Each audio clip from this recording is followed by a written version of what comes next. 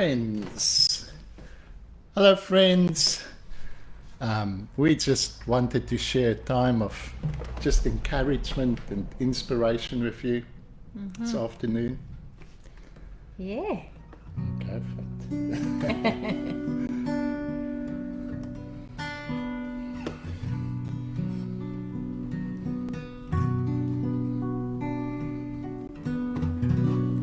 Beauty beyond compare floods this earth, for you are here, and everywhere your presence felt, waiting to be seen and held. Life lies sleeping, present in all, though invisible, not to love's call. And when the silence is gone, beauty awakens to love's song. Oh, how beautiful are you!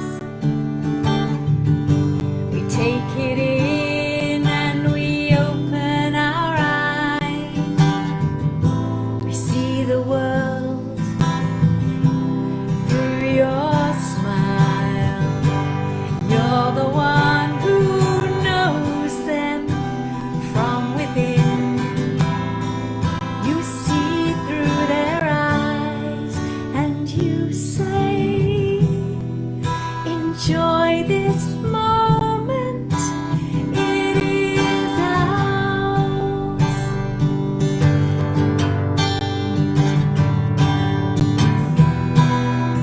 Breathe in the fragrance of our love.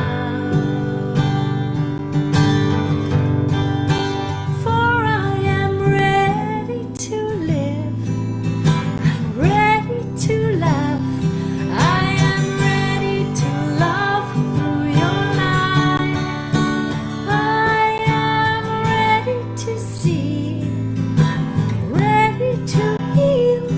I am ready to live through your beautiful life.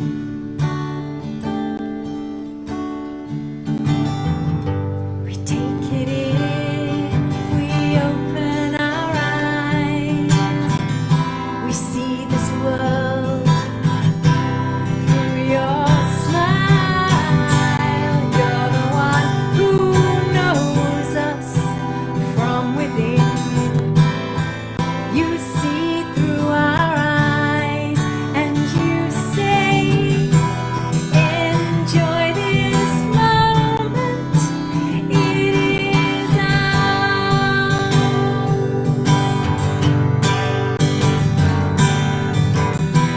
Won't you breathe in the fragrance of our love? You are so ready to live. You're ready to laugh. You are ready to love through our lives. You're so ready to see, ready to heal. You are ready to be through our lives. There are such infinite possibilities, infinite opportunities. For you are hovering over our lives. In the midst of all that strife, you're ready to make all things new. For you love being in us. We take it in. So beautiful.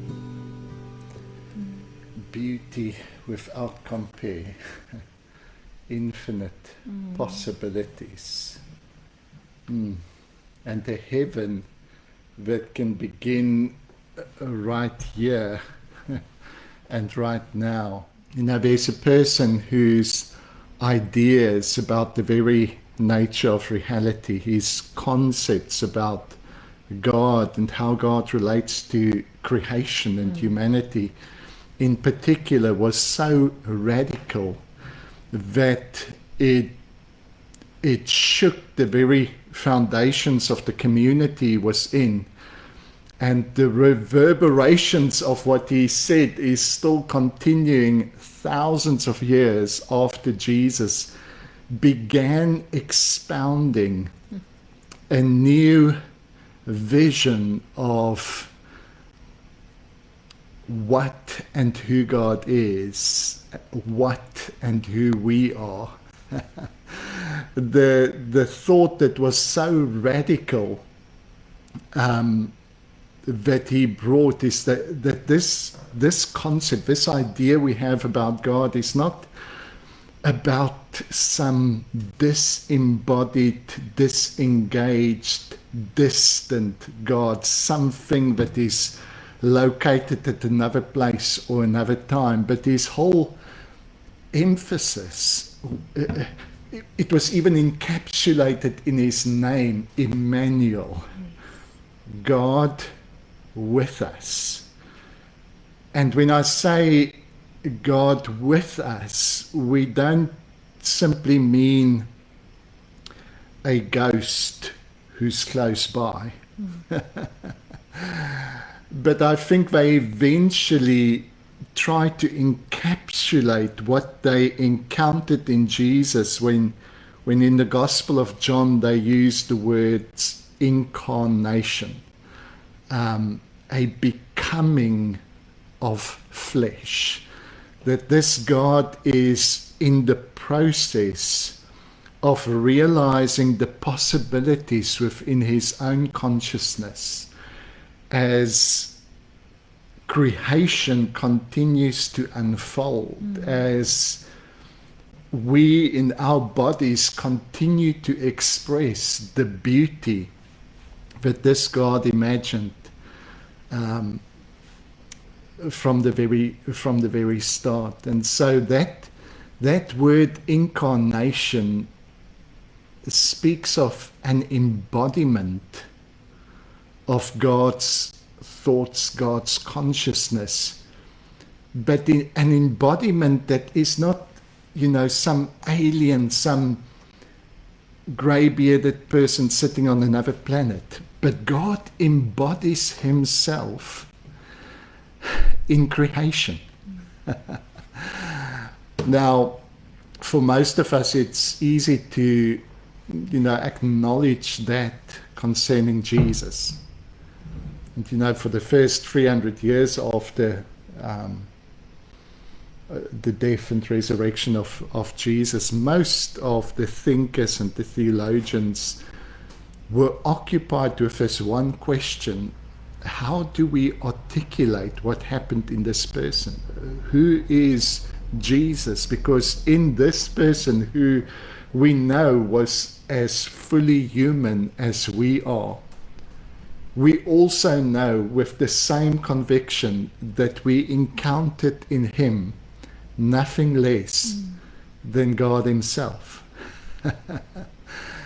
And it is that idea that God is more present than what we've ever imagined that is encapsulated in that word incarnation, the becoming of flesh. This is not an event that only happened in the person of Jesus, but rather Jesus came to unveil, to reveal what is always in the process of happening. He came to reveal the very nature of reality and the very nature of God as a partnership in which the possibilities within the consciousness of God becomes actual within the lives and the events of creation. Now, that means that God is with us in a very unique and intimate way. He's not with us in that he observes us from a distance. He's with us.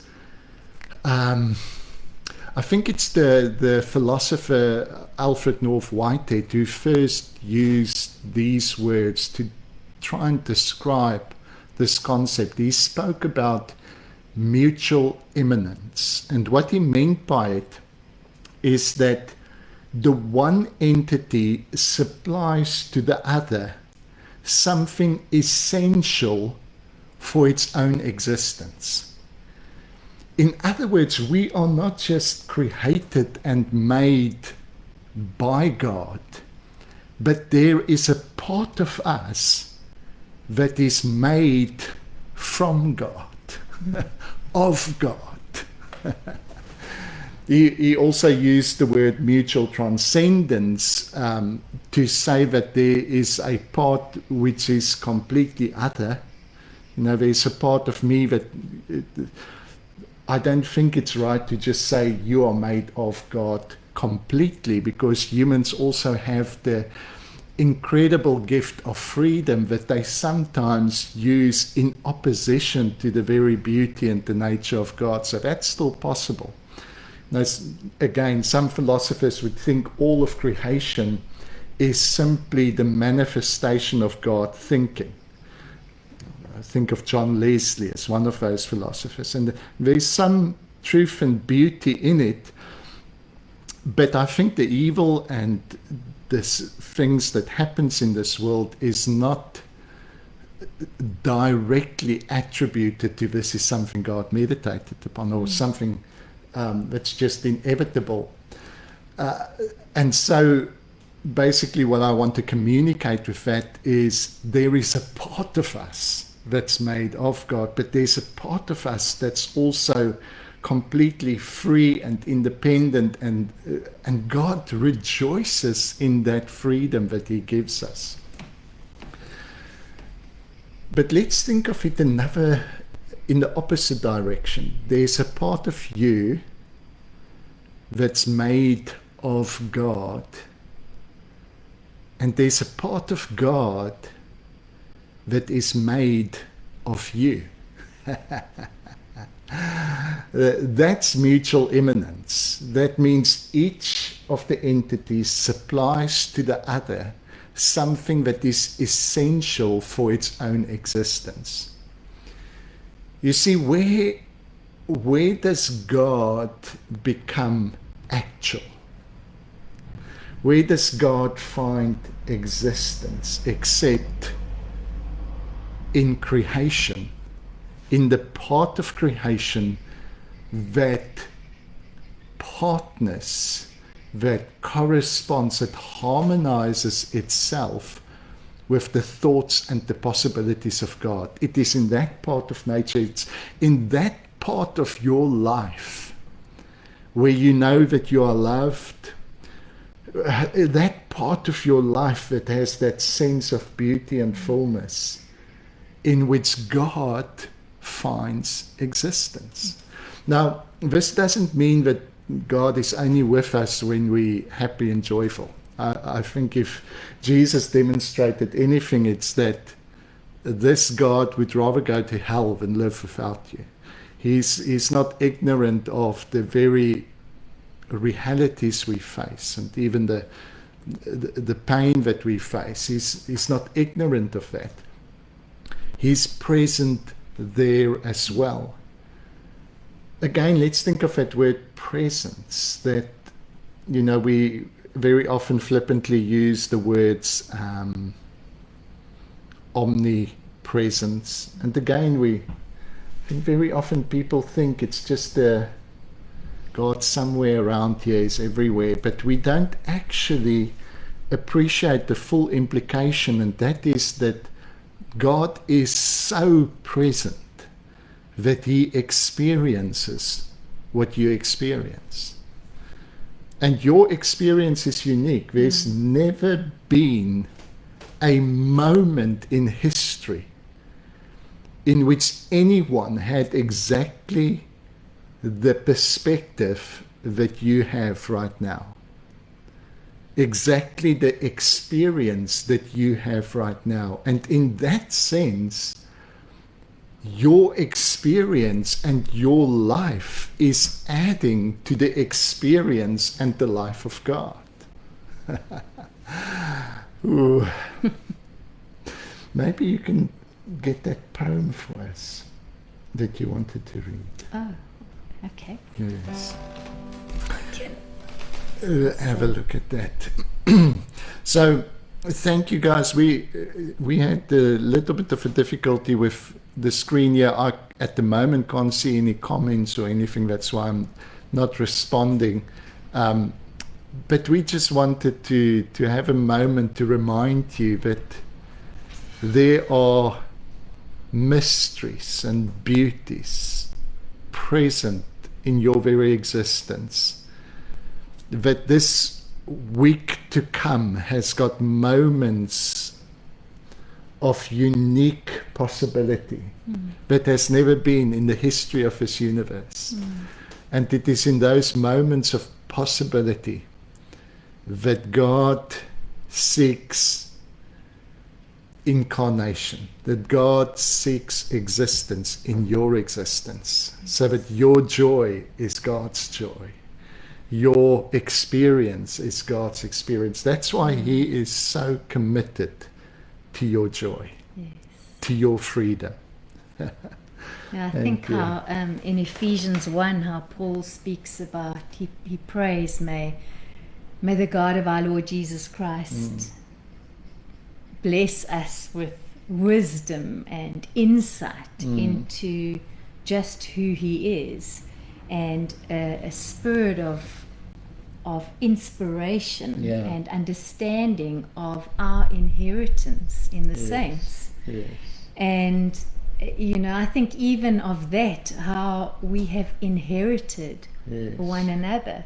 Yeah. That this isn't an inheritance for one day. This is your inheritance is here in one another. And then I think he goes on to say, and that you would understand the magnificence and the splendor of his power towards us who believe. Yeah. And that's not some sort of top-down power of or a power to use against, to be victorious against another. It's the kind of power, he later says, that is the same power that raised Jesus from the dead. And so this is a subversive power. It's an inside out power. It's the power of love to transform. And so I can understand why he says, may you understand this. May you awaken to the beauty of what you have all around you. And this magnificent power to understand that you are part of love and part of something just so beautiful. Yeah. And the poem that I thought of earlier, again, it's one of my favorites, and it's a poem by John O'Donoghue, an Irish poet who he had such a beautiful grasp. Not that you can grasp beauty, but Can try. he just so beautifully expressed beauty. And maybe I can just think of some of the first lines of his poem where he says, may the beauty of your life become visible to you, that you may glimpse your wild divinity. May the wonders of the earth call you forth from your small secret prisons and set your feet free in pastures of possibility. Wow. May the light of dawn anoint your eyes, that you would see what a miracle a day is. Yes. It goes on. You can look up the poem. I think it's called A Blessing for Beauty. Yes. Let me see Wow, if I that can. is so beautiful. Don't you just resonate with those words of wild divinity? There's something about that wildness that is so, we so identify with that. Yeah. There's something about beauty that is lost when it is constrained, when it is tamed, when it is enforced to exist in our predefined contexts. But a wild divinity is a kind of divinity that can still surprise you. Yes.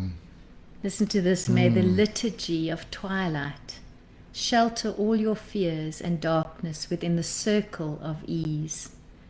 May the angel of memory surprise you in bleak times with new gifts from the harvest of your vanished days.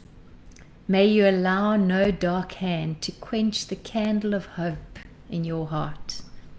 May you discover anew generosity towards yourself and encourage yourself to engage your life as a great adventure. May the outside voices of fear and despair find no echo in you. Wow. May you always trust the urgency and wisdom of your own spirit. May the shelter and nourishment of all the good you have done, the love you have shown, the suffering you have carried, awaken around you to bless your life 1,000 times. And when love finds the path to your door, may you open like the earth to the dawn and trust your every hidden color towards its nourishment of light. May you find enough stillness and silence to savor the kiss of God on your soul and delight in the eternity that shaped you, that holds you and calls you. May you know that despite confusion, anxiety, and emptiness, your name is written in heaven. And may you come to see your life as a quiet sacrament of service, which awakens around you a rhythm where doubt gives way to the grace of wonder, where what is awkward and strained can find elegance, and where crippled hope can find wings, and torment enter at last unto the grace of serenity. May divine beauty bless you. Wow. Bless you. Isn't that beautiful? I also want to remind you, we're starting up again in the next week or two with our series on where theology, philosophy, and physical sciences, where they connect and converse. If you haven't listened to the series so far, we've had Dr. Thomas Ord, we've had Dr. John Hort, Philip Clayton. we had Philip Clayton, we had some of the most amazing voices in this conversation. And we're going to continue with that theme. I'm so excited about the people we've got lined up for conversations. So maybe just look for Always Loved on YouTube, subscribe, and some new videos will come out in a week or two. Bless you, friends. Go and enjoy your wild divinity. Yes. Bye-bye.